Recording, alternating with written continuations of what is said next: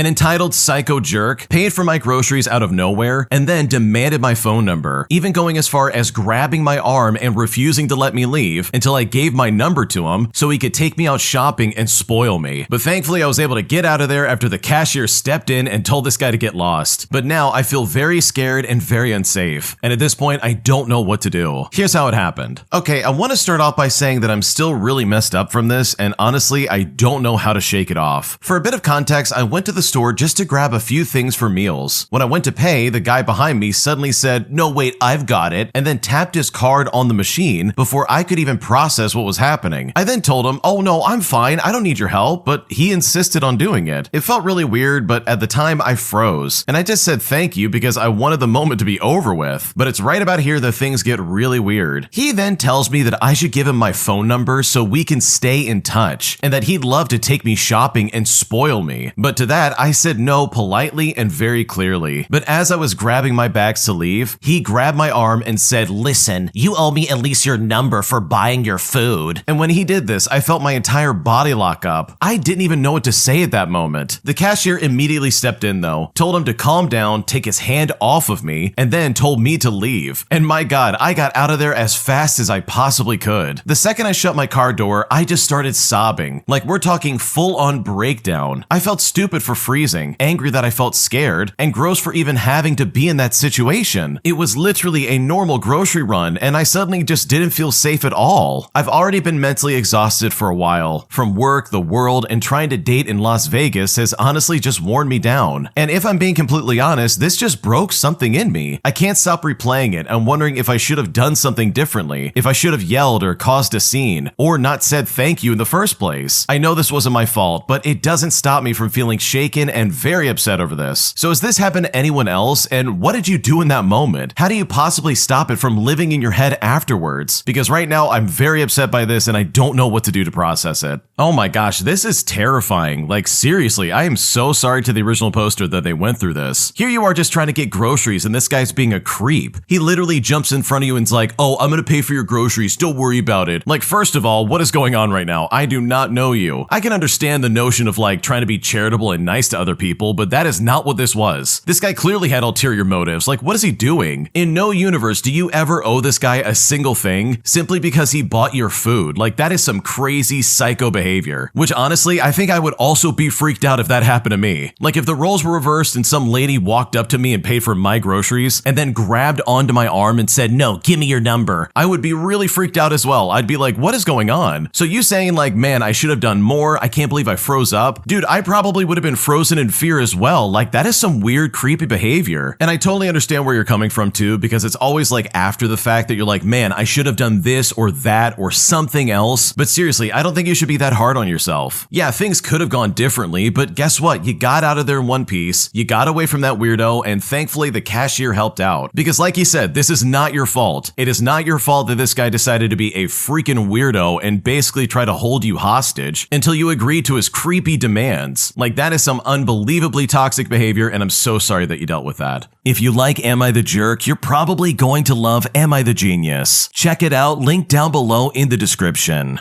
Also, go to amithejerk.com/submit if you would like to submit your own stories. Am I the jerk for making a scene at a friend's dinner party after another friend was making fun of my wife constantly? Because after dealing with it literally all night, I finally hit my breaking point and I told this guy to get lost. And now I kind of regret doing that because I really feel like I ruined the night, and at this point I don't know if I'm at fault in this situation. Here's what happened. Okay, for a bit of context, my wife is from Sweden, but her mother, who still lives in Sweden, is Ukrainian, and my wife got a lot of her traits, so she does look very Slavic, and to be fair, it is something that stands out in the part of the United States that we live in. She is also not eligible to be a naturalized citizen in the United States for a couple of years, as she hasn't been in the United States long enough, and we have only been married for about 10 months. Well, yesterday, I went out to dinner and I got drinks with some of my friends, and one of my close friends brought his longtime friend who was visiting that I've known for a while. I've never really particularly liked this person, but he's kind of a friend by proxy since he is close with one of my close friends, and I just see him a few times a year at most. He's the type that has has a tendency to really push the envelope on making jokes and will often go over the line, so I already don't particularly like him. During dinner, he immediately starts asking me about my Russian wife or wherever she's from, which then made me explain her heritage. Now this guy clearly didn't understand, and he was already inebriated because his response was along the lines of saying, "Oh, so kind of like Melania," and this is in reference to the First Lady, who is not Ukrainian or Swedish, she's literally Slovenian. And then trying to be funny, he asked me, "So how much did it cost to get her over here?" And I didn't think that was very funny at all, but others did, so I just kind of brushed it off, and I hoped that he would drop it. He said it in a way that was joking, but I responded back just as sharp. The whole evening, he would just ask random questions, with some of them actually being good questions, but he kept referring to her as my Melania, and he would do a crappy 47 impression when he said it. Where it really hit the line was when he made jokes about her leaving me just because she wanted to be a United States citizen, and then started making jokes about a particular law enforcement agency I can't post here, showing up at our home and making fun of her accent. Now at that point, I could tell other people were kind of like, okay, this is a little too much here. So at this point, I just straight up said, "Will you stop?" And I got into it a little bit. Now I clearly ruined the evening, and I feel bad for that, but it was really disrespectful. Even though I love to lovingly pick on my wife, I also know that she's really sensitive to getting made fun of, and she struggles still with some stuff, and there's been times where she's got made fun of for not knowing certain slang terms, or even for her accent, even though now it's subtle, but it still hurts her a lot. So him saying some of that stuff really bothered me, and it would have really bothered her if she was there. I maybe could have handled it better, and I do feel like a jerk for ruining the evening, but I was honestly so over it. And just to clarify, my friend was also really upset with him for making a scene instead of handling it privately, and I definitely made the rest of the evening completely uncomfortable. I had no quarrels about making sure the table around us heard what was going on, and I had no issue in the moment making it absolutely heard. So am I the jerk in this situation? Because I really don't know what to do. Bro, you are not the jerk. Don't ever feel bad about this. This guy was making fun of your wife, literally trying to mock her just because she's not a United States citizen. That is horrifying and absolutely unacceptable. I don't care who you are, you can't just do that to someone, especially around their husband. Like, you've got to be kidding me. So no, you did the right thing by speaking up. This guy was going way over the line, and he absolutely needed to be shut down.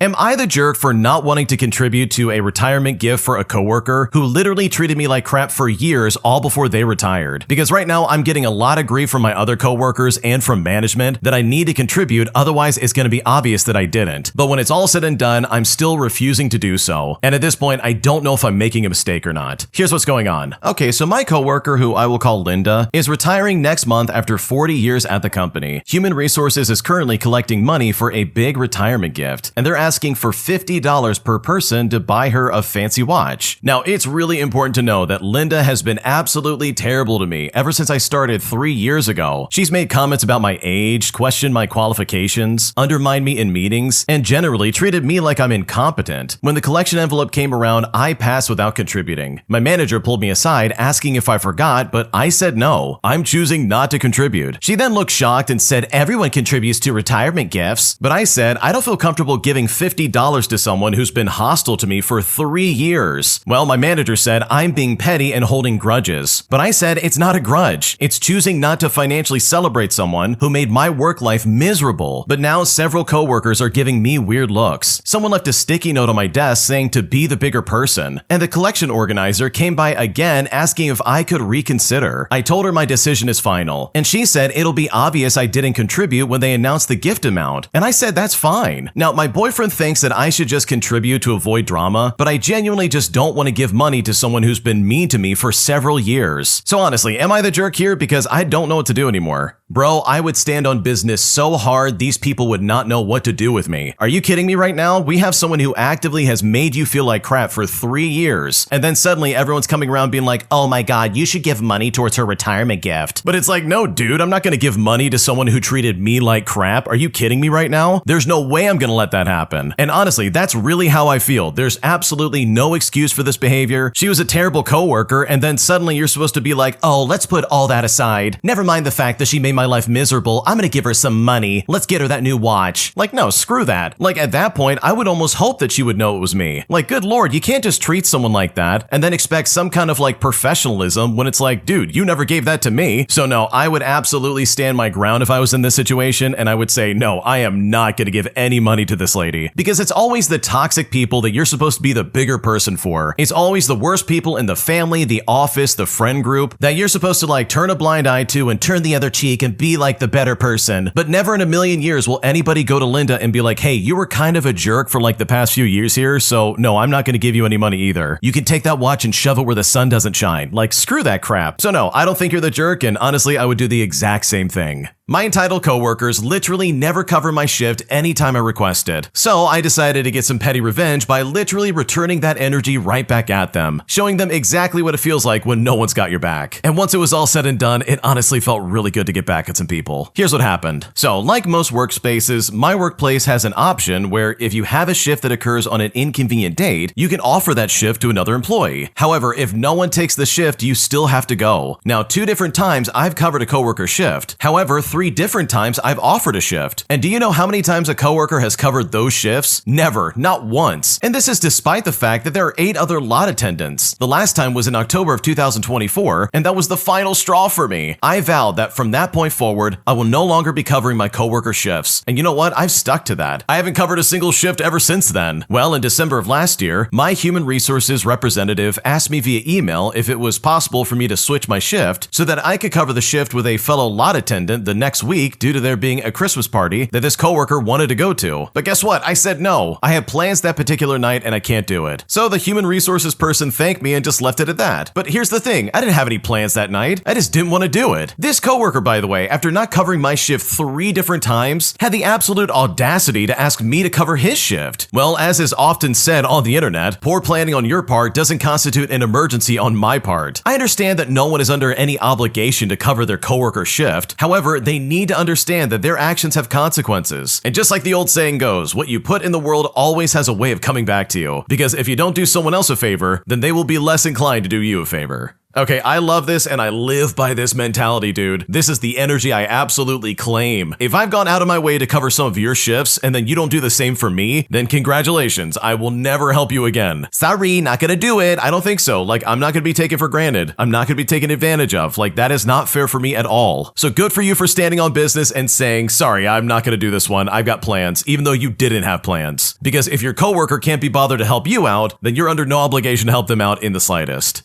My new job is an absolute nightmare, as these people tried to schedule me on a day that I said specifically when I was hired that I wasn't available, forcing me to quit right on the spot, and honestly, I don't regret it, because this place sucked right from the get-go. Here's what happened. To start things out, I started a new job at a Korean fried chicken place through my brother. He received a job offer from elsewhere and quit the Korean fried chicken restaurant while referring me for his position, so I basically replaced him. During the interview, I told him I'm a recent graduate studying for my board exam and mentioned my exam date specifically. I directly told him I can't work on that day, and he said okay, and then later explains how to request days off. Well, my training week was terrible. Every time I came in, none of the workers knew about a new worker being there. The first few times, I wasn't really understanding what was going on because he managed like 3 or 4 other locations, so I thought he must have gotten very busy. On weekdays, there's usually just one person on the floor, and since they're used to working alone, they weren't exactly excited to see a new worker they had to train without any communication from the manager. One coworker didn't even say hi or even introduce herself, and instead just instantly asked to switch my work schedule with her. Now, I am a bit of a people pleaser, so I said sure, and my god do I regret it. One coworker that trained me was micromanaging everything I was doing and would just let out a sigh near me constantly when he saw something that he didn't agree with. During my break, I ordered food from the kitchen, and once I received it, he told me to hurry up and eat it. I then just got extremely pissed off. I mean, the training shifts were 12 hours long. We're talking from 10 o'clock in the morning until 10 o'clock at night, and this was my 4th day of training. Like, dude, I'm exhausted. So I told him I'm gonna take my time and that there's no reason to rush. Well, when I said this, he was stunned and stuttered over his words, and I just left to eat my dinner. And this is petty, but I purposefully took another small break later on. Well, today I received my work schedule and the manager scheduled me on my exam day. I then texted him back saying that's my exam day, I can't work that day, and I then suggested a different day that I'm available. Well, he read the message, but he didn't respond, and this honestly was my last straw. I then texted him saying that I'm resigning effective immediately. I mean, I just straight up quit. This is the worst training experience I've ever had. Management is messy and not structured, and when I leave a job, I usually wish and want the best for them, but I become hostile towards this place and I don't wish this location any success. I've met some cool customers on the way and I wish them the best, but that's about it, because this job sucked and I'm really glad that I left. Dude, this is a nightmare from the start, holy crap. Because you know this place sucks when even your coworkers are hostile towards your existence. And I understand, like, nobody wants to train the new person, but dude, at least pretend like you like your job. Don't sit there and be mean to me, like, bro, I'm just trying to make a living. I'm trying to make rent and you're just giving me an attitude, like, I don't need that. And holy crap, this guy literally scheduled you on your exam day. The one day you're like, dude, I cannot work this day, please don't schedule me. But instead of listening, he's just like, yeah, screw that, we're just gonna go ahead and schedule it. Like, no, dude, that's so uncalled for. So good for you for quitting, because I would have done the exact same thing. Am I the jerk for canceling my sister's streaming subscriptions? All because she used my credit card without asking me first. Because once I found out about this, she literally doubled down instead of apologizing, forcing me to take actions that she clearly didn't like. Here's what happened. Okay, so I found out last month that my younger sister had been using my debit card for multiple streaming services. It started when she was staying at my place during a rough semester at college. I let her log into my TV and watch stuff since I already had one platform, and it turns out she quietly added 3 more accounts using my card that was already saved on the TV. I only noticed when I checked my bank application, and I saw several small charges I didn't recognize at first. I asked her about it, and she said she thought it was fine since they were cheap, and that I make more money than she does. And that kind of annoyed me because it's not about the price, it's about asking first. She then said that she meant to tell me but forgot to do so, and also claimed she uses them for studying and relaxing after exams. I then told her that I still expect some basic respect when it comes to my finances. She then laughed a bit and said I was acting dramatic over like $25 a month. So I logged into each service and I canceled them all. I also removed my card information from the TV and changed my banking alerts to instant notifications. When I did this, she got really upset and texted me saying I embarrassed her because she was watching shows with her friends and suddenly she lost access. And now she told our parents and they've said that I could have just talked it out instead of canceling everything right away. But I feel like I did talk to her and she brushed it all off. But maybe I went too far by canceling all of them at once. So am I the jerk because I don't know what to do now? Okay, holy crap, there is no excuse for the way your sister's acting. If you're gonna be using someone else's credit card, you absolutely need to tell them that you're doing that, because otherwise you're stealing from them. That's not okay. And the amount is not the important part. It's the fact that she didn't even ask ahead of time and almost try to like place the blame on you for being pissed off at her instead of like taking responsibility and being like, oh, I'm sorry, I thought you would be okay with it. Or some kind of apology, not doubling down and just proving how much of an idiot you are. Like, holy crap, this is so unacceptable. So no, you're not the jerk. I would have done the same thing. I would have canceled every single one of them. I would never let this stand because you've got it right. This literally comes down to basic respect. And in my opinion, I think your sister has absolutely zero respect. Am I the jerk for completely losing it on my sister in front of my parents after she bullied me and tried to blame something on me that I didn't do? Because now my family's expecting me to apologize to my sister. But at this point, I don't want to apologize and I just don't know what to do. Here's what's happening. To start things off, I'm a 20-year-old female and my sister is 26 years old. For as long as I can remember, I always felt like I was being left out by my parents and my sister. Since childhood, I've always had the feeling that I was the black sheep of the family, and it seemed like nobody denied it. They always insinuated that I was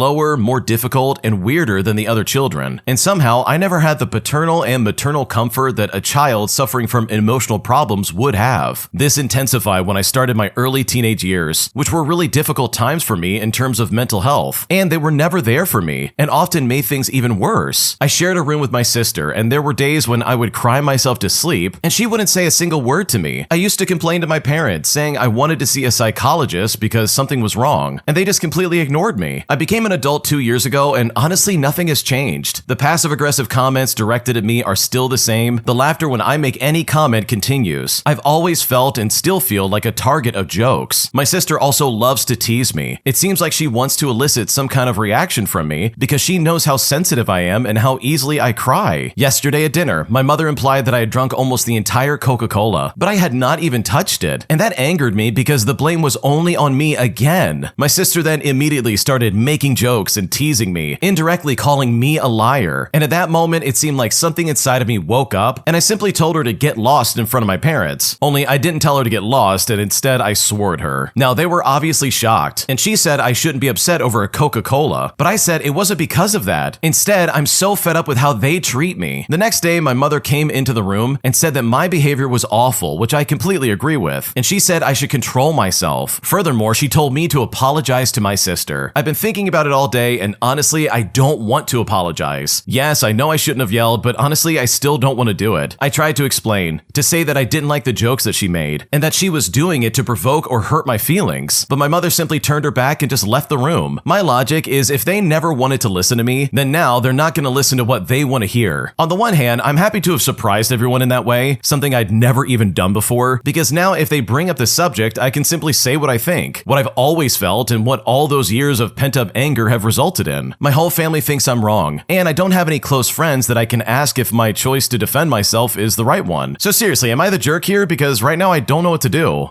Okay, it definitely seems like you're the black sheep of the family, and I'm so sorry that you're going through that. That is unfair. Like, as far as we can tell, there's not really anything you've done wrong to warrant this kind of behavior. But even then, like, maybe you made a few mistakes in life. It doesn't mean you should be blamed for everything going on. Never mind the fact that those targeted jokes and them, like, bullying you is just not okay. I don't care how much of a mess up you are, like, you don't deserve that kind of treatment. So for the context we do have, I don't blame you for, like, defending your name and standing up for yourself. Even if you swore at your sister and, like, really shocked pretty much the entire family. Because you said it right, you're an adult now. You became an adult 2 years ago, and the fact that they're not treating you like one is just completely inappropriate. And yeah, you're definitely a young adult, but an adult nonetheless. So I really think it's incredibly inappropriate for any of them to be blaming you for stuff you didn't do, and then provoke you and bully you, only to then be surprised by you swearing at them. Like, my God, if you poke the bear enough, the bear's gonna slash back at you. So no, I don't think you're the jerk. I think your family is a bunch of bullies, and the way they're treating you is completely unfair. And if I was in your shoes, I would probably have a similar reaction. My psycho friend is demanding that I give back a couch and a TV that she gave to me over a year ago, claiming that if I don't give it back, she'll call the police on me and have me arrested. But despite the fact that this was literally a gift that she gave to me, I feel like my life and my friend group is falling apart, as this lady is trying to ruin my life by spreading a rumor that I stole from her. And right now, I really don't know what to do. Here's what happened. Last year, I moved into a new apartment and it was unfinished. I went to my friend's house right after receiving my keys to celebrate, and during our conversation, she mentions her extra couch and TV in her garage, and she stated that she would like me to have it. Now, I insisted that I don't take it, and that it was way too much. However, she insisted right back that I take it, and after a few minutes of back and forth, I finally agreed, which, trust me, in hindsight, I really wish that I didn't. The next day comes around, and the moving guy helps load the couch and the TV into his van, and we drive back to my new place and we unload it there, and I thank my friend for giving me this furniture. Well, fast forward, and a few months later, me and this friend got into an altercation, and our friendship ended right there. A few more months passed by, and 2 days ago, she sends a mutual friend between us to speak on her behalf. Her message consisted of her telling me that the moving truck will be there in a few hours, and that I had to give her back the couch and the TV, or else I'm gonna have to pay her for it. And also, as a side note, I've had the furniture for over a year at this point. Well, when I was told this, I told her no, I will not be giving her the furniture or paying her back, because this literally was a gift, and I'm not obligated to return it to her now that she's angry at me from our previous altercation before summer started. And by the way, the altercation itself that happened was because I genuinely needed to cut her off for my own safety. I had many reasons, as well as her being disrespectful towards me and the people that I love. Her reaction after I told her that I wouldn't be giving her the furniture back was to say that she was gonna call the police on me, which is like, okay, but I'm not sure what they're gonna do about that, because honestly, they're probably gonna do nothing. What bothers me now is that she's sending so many people to talk to me on her behalf, to the point where I've been getting calls from no caller ID numbers, and they're accusing me of stealing the furniture. I mean, I'm not sure how I would carry a couch and a TV on my back and go unnoticed, but oh well. What worries me is that our friends that we have in common probably heard from her that I stole her stuff, and I don't really want to go up to each of them and explain myself. I really dislike how the people she sent are urging me to return her stuff so that she can stop bothering me. But here's the dilemma. This person disrespected me, started rumors about me, and is now threatening me. So wouldn't I be weak or submitting by returning a gift that she gave to me over a year ago? But also, if I didn't, I don't know to what more lengths she's willing to go. Personally, I don't view the furniture as hers because I've had it for over a year. And if she had asked me for money back then, I would have given it to her. I think it's unfair that she's demanding I return the stuff or pay her a year later. On the other hand, I do feel guilty. So am I the jerk in this situation for not wanting to give this stuff back? What should I do? No, you're definitely not the jerk at all. This is insane. Your friend is only wanting that stuff back because she is pissed off at you. She is literally doing all of this out of spite because you guys got into an argument. And from the sounds of it, this doesn't sound like a safe person at all. And you've had this stuff for well over a year. Like seriously, if I own something for over like even 3 months, congratulations, it's mine and you're not getting it back. Especially if it was given to me fair and square. Like your former friend's behavior is absolutely insane. And the fact that she's trying to spin this weird narrative and basically accuse you of stealing from her, like that is so toxic and it honestly just really sucks. And you know what? If other people believe that garbage and they're really gonna sit there and be like, wow, you stole that from her house, then trust me, those are not friends worth keeping. Because you've got it right. You didn't break into her house and take it away from her. She quite literally gave it to you as a gift over a year ago. So for her to want this back in some kind of way, in my opinion, is absolutely insane. If you like Am I the Jerk, you're probably going to love Am I the Genius. Check it out, link down below in the description. Also, go to amithejerk.com/submit if you would like to submit your own stories. Am I the jerk for not lending my brother any money after he told me that he could lose his condo if he doesn't pay a fee right away? Because right now he's calling me selfish and saying that I'm the jerk. And at this point, I really don't know what to do. Here's what happened. Okay, so me, my brother, and my sister all inherited money when our father passed away in 2022. Ever since then, my sister has spent all her money. My brother and his wife bought a condo in Florida, which used up all their savings, and I have about $40,000 in my savings. Recently, my brother's building has had unexpected HOA fees pop up that are literally out of their budget, as well as a roof that cost about $6,000 a few months ago, and now it's a $4,500 fee regarding upkeep of the shared parking lot. Typically, I would never disclose my finances even with family, but since he is aware of what we all inherited, he's always been a bit obsessed about asking how much I have left, as well as what my plans are, essentially meaning that he's keeping tabs on us. Now, my partner and I are currently 6 months pregnant, and we're doing pretty well for ourselves, but we do live in Manhattan, and it's insanely expensive, to the point where I'm kinda needing to pull from my savings more often than I'd like to, and now that we're expecting a child, I feel hyper protective of what nest egg we do have in case of emergencies, medical costs, etc. Well, last week he called me a bit intoxicated and said that he really needs help with the $4,500 that is now due at the end of the month. He said his wife has some checks coming in and he will pay me back as soon as they get the money. Now, I wasn't super comfortable with the conversation and I did my best to avoid it, basically saying something along the lines of, well, why don't we wait and see if the money comes through, and if not, then we can talk about it. Well, yesterday he texted me and said, it doesn't look like we're going to get the checks by the end of the month, and it would be incredible if we could borrow the money from you. Super annoying, I know, but we're so sorry. I responded by saying, I'm really sorry you're dealing with this fee, but I just don't have that kind of money right now. With the holidays coming up and medical bills for the baby, I'm tapped financially. I budgeted out the month, and I can send you like $150 if you need money for groceries, but that's all I can spare right now. Now, for even a bit more context, my brother and sister are both unreliable people. My sister, who I realize is not super relevant to this story, handles her finances very poorly and will ask to borrow money from me every 6 months or so, with my brother asking before but not nearly as often. My sister has never paid me back, and my brother has managed to get things together in the past to where I don't recall ever lending him much, maybe a couple hundred here and there, but never got anything back. But I say this because he knows he can't ask my sister for help, and our parents have both passed away, which basically leaves only me, his little sister. He is now saying that they could lose their condo and that I'm being a jerk for not lending him the money when they are clearly struggling. I'm doing my best to keep things afloat for my partner and I really don't want to pull from my savings, especially not knowing if I will even get this money back. So am I the jerk for not wanting to lend them money? What should I do? No, you're not the jerk here. If I knew for a fact my siblings would probably not pay me back a couple $1,000s, then there is no way on planet Earth I would lend that money to them. Like seriously, that's a recipe for disaster. And sure, they're gonna lose their condo, but guess what? That's not your fault. You didn't put them in that situation. This literally is not your fault. So for them to be like, wow, we're gonna lose it, you're being so selfish right now, I can't believe you. It's like, what are you talking about? I didn't cause this. You're insane for thinking that. Like, they're the ones that bought the condo in the first place, not you. And if they can't afford it, well then congratulations, that's their problem. And I don't say that to be like heartless or mean to a family member, but seriously, this really could have been avoided if they just live within their means. Like, they literally spent all their savings just to buy the condo in the first place. And I don't know about you, but that does not sound like a smart decision. So no, you would not be the jerk if you chose not to lend any money to your brother, because from the sounds of it, it really seems like you will not get any of that back. Am I the jerk for telling my mom that I will buy my own dress after she called me fat? Because right now, they're all saying that I'm overreacting, but right now I really don't know what to do. Here's what happened. So I'm a 19-year-old female, and I'm I'm going to a wedding for some of my friends of my boyfriend, and my mom offered to help me get ready. For context, my mom is gorgeous. She used to model, and she has always been incredibly beautiful, and she has an awesome body. My two older brothers take after her, and they're both handsome men. Now, I'm the only daughter, and as such, I think she expected someone like her, but I am not like her. I was very thin when I was a kid, but I was a tomboy and hated everything feminine. Then puberty hit, and I gained a lot of weight. I'm not obese, but I am your average chubby person. I'm 75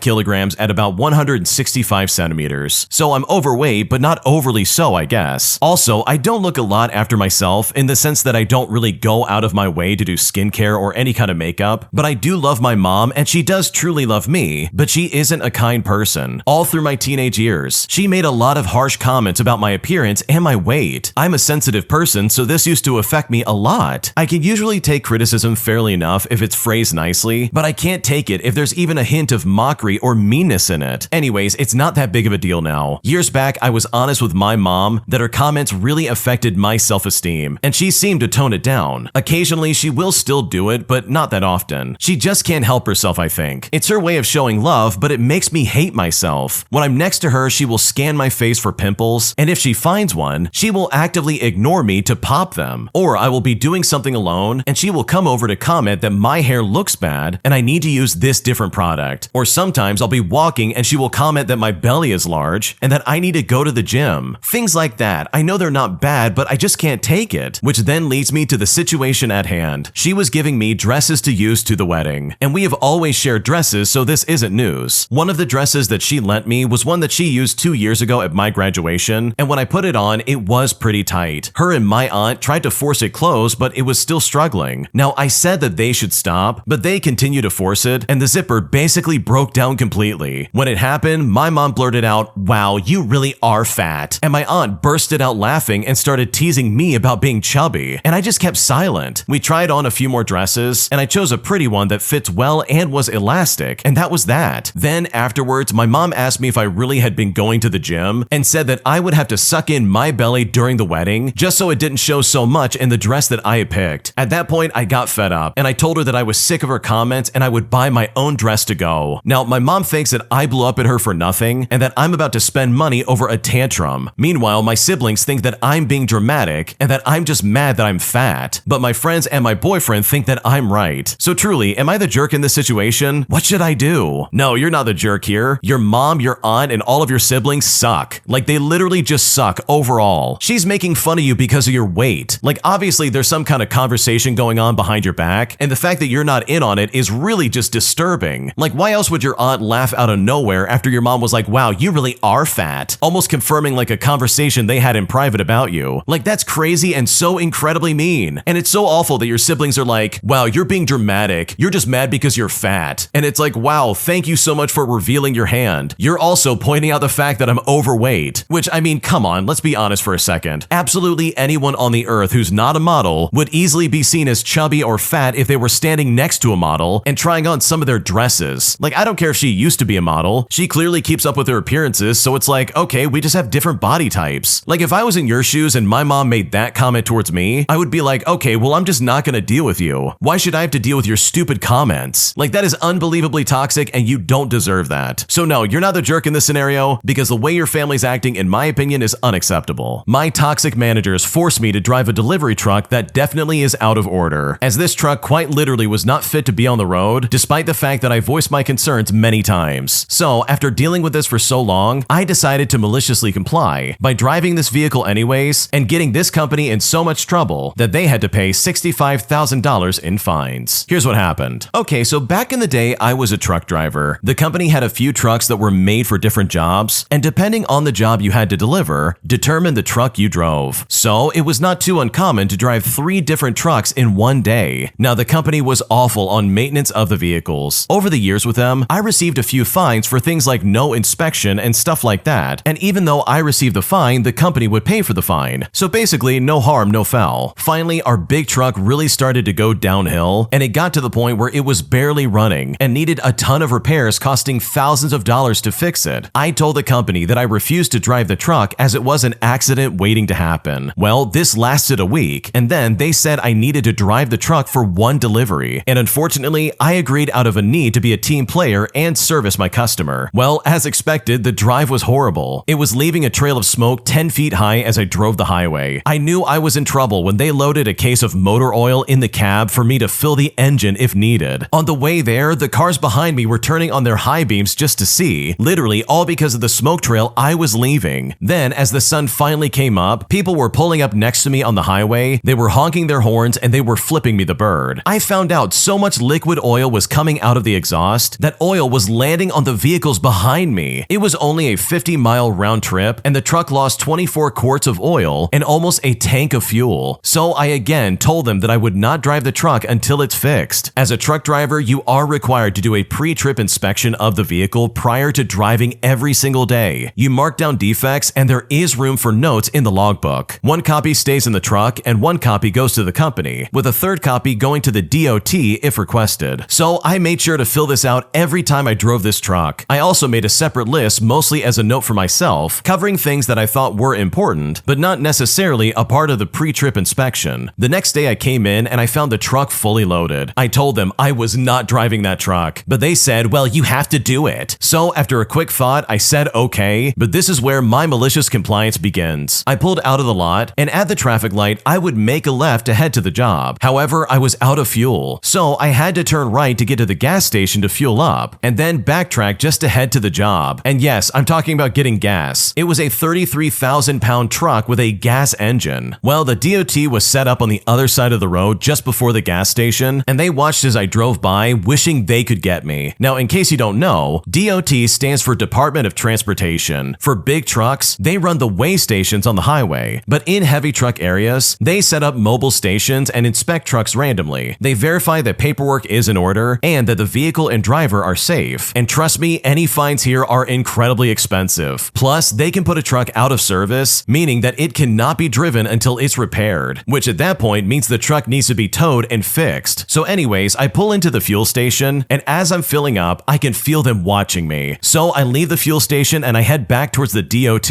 and that's when they run out into the street to make me pull in, basically signaling that they wanted this truck. So I pull in and I shut down the truck, and the DOT cop walks up to the truck with a creeper. I say to him, why do you need that? He says, what? I say to him, the creeper, why do you need that? He says to me, I gotta check your truck. I say to him, no, I've got a list. I then hand him the notes and the logbook. He takes a look at it, and then he goes back to his truck, and I can see him furiously writing. After about 30 minutes, he comes back and he says to me, why are you driving this truck? But I responded by saying they told me to do it. He then asked me, well, is there no other truck? And I reply back and I say, no, there's nothing. He asked me what would happen if I don't drive this truck, and I say to him, well, I guess I get sent home if I don't. He then says he'll be right back, and after about 20 minutes, he comes back to me, and it's right then that he slaps a big out of service tag on the windshield. He then tells me something that blew my mind. He says to me, there are 21 issues that are putting the truck out of service. Plus, I'm giving the company a fine for letting you drive this truck. Unfortunately, your fuel sticker is expired. If I write you up for this, it'll be a $10,000 fine to you. But I called the local cops, and it'll be a $90 fine for you that the company should pay. After he said that, I thanked him, and then he leaves. Well, I call the company, and I get a ride back to the warehouse. The bottom line is that they paid all the fines, which was north of $65,000, including towing. And funny enough, the next week, we had a fleet of new leased trucks with a maintenance plan with replacement trucks if ours were down for any issues. And they even came out and washed the trucks twice a month. I then worked there for another 2 years and quit because of other truck issues. The competitor poached me with better money, but this just goes to show I am not risking my life and the public's life for your job. In the end, you paid a $65,000 lesson. And when I say I'm not doing it, I'm not doing it unless it's safe. Yeah, this is a fantastic example of what happens when a company cuts corners. They literally force you to drive an unsafe vehicle. I can't believe that they forced that on you. But I love the fact that you took notes and made sure to keep a log of everything that these people did, because the way they treated you, in my opinion, is completely unfair. My girlfriend's male best friend is actively trying to sabotage our relationship. And after talking to my girlfriend about this, she doesn't see things the way that I do. And at this point, I really don't know what to do. Here's what happened. Okay, to start things out, it's pretty clear that my girlfriend's best friend has been trying to tear us apart. She said to him that she wants to maintain some boundaries with him, and she's been seeing him a lot less now. She still reassures me that the two of them are just friends, but nothing more, and that she is committed to me, but this guy obviously still likes her. She's kept some distance from him, but she still wants to be his friend. They are still going to New York York and Boston together, which I'm starting to become a little uncomfortable with. She still wants to go with him, but they're going to rearrange their plans a little. I trust my girlfriend completely, but I don't know if I trust this guy. I feel that he's trying to spend quality time with her in hopes that he can win her over or something like that, even though I know that she loves me and I love her too. She says that no matter what happens, I will be her number one, and that she will never do anything with him. She spends a lot more time with me than she does with him now, but keep in mind that when they do hang out, it's only the two of them without me, which I am still able to respect. And I know that she won't do anything with him, but he keeps doing fun stuff with her. She has stopped going to his workplace so often, but they do plan to go kayaking sometime during the winter break, and they're going to go bowling this weekend before heading over to New York. Now, when it comes to me and her best friend, we're both going to have lots of time to see her over the winter break, but he lives closer to her than I do. They keep planning fun things to do together, and I don't think that her best friend will be able to move on from her. He's also told her that she's cute before, and it really bothers me, but it doesn't bother her. She said that she's okay if he compliments her once or twice. So honestly, at this point, I feel incredibly frustrated, and I seriously don't know what to do. Okay, my God, this is so crazy to me. For starters, I do think that your relationship is slowly being sabotaged, but I don't think it's because of this male best friend. If your relationship falls apart with your girlfriend, it is literally only going to be because of your girlfriend. This guy clearly still has like some kind of feelings towards your girlfriend. Like, it seriously could not be more obvious. Also, the original poster mentioned that this guy tried to like confess his love for her, but she rejected him. So it now begs the question, okay, well, why is she keeping this guy around? It's like she acknowledges that she has a relationship with you, but she's also keeping this guy around for some reason and spending all this time together in New York and Boston. And she's like, oh, it's fine if he calls me cute like once or twice. That's okay. That's just a compliment. It's like, no, lady, this is not just a compliment. This guy has more on his mind than just being friends. And it really seems like he's trying desperately to work his way into the middle of your relationship. And you've even expressed this. You've said, hey, I don't like this guy being around because he really is like putting a wedge between us. Because in my opinion, it seems like she's only keeping him around because she likes the attention. Like, that's the only reason I can think of in this scenario. She likes that another guy is doting all over her and loves to take her kayaking and bowling and all this other stuff, while also keeping you on the side as the actual boyfriend. Like, she's really out here trying to have two boyfriends and is sitting there like, oh wow, what's going on? I don't understand. He's just a friend. It's not a big deal. So yes, if I was in your shoes, I would also be incredibly frustrated. I would not know what's going on, and I would seriously be questioning my girlfriend's motives. So honestly, if I was in your shoes, I would really make my girlfriend choose between me or this other guy, because she clearly wants it both ways, and that is absolutely not fair for you in the slightest. An entitled Karen demands that we give her a discount, all because she's been a loyal shopper and spent a lot of money at our store. But despite the fact that I tell this lady over and over again that we can't do that, she decides to get right up in my face demanding a discount, saying that I can override the system just for her. Here's what happened. So I'm an 18-year-old female, and I work at a retail store in the mall. And yesterday, I had an encounter with a customer that I'm still kind of shocked by. It's one of those situations where I had to share it because honestly, I don't even know how people like this even exist. A woman probably in her early 30s comes up to the counter with a few items, which is pretty standard. She's dressed from head to toe in designer clothing and is carrying around one of those huge bags that screams, I'm rich. And the second that she gets up to the counter, she gives me the most condescending look. I give her my usual greeting by saying, hey there, how's your day going today? And she responds by saying, I don't need your small talk, just ring up the items. So I think to myself, okay, fine, no problem. I ring up the item and I tell her that it comes out to $112.47. She looks at me and says, excuse me, that can't be right. I've been shopping here for years and I always spend a ton of money. I deserve a discount. Now I'm standing here kind of taken aback because as much as I'm trying to be polite, I know there's no loyalty discount or anything like that. The store just doesn't do that. But either way, I try to keep it professional. I say to her, I'm really sorry, but unfortunately we don't have a loyalty program that offers discounts like that. We do have a sale going on, though I've already applied that discount to your items. Well, when I said that, she just glares at me like I've personally offended her. She says to me, no,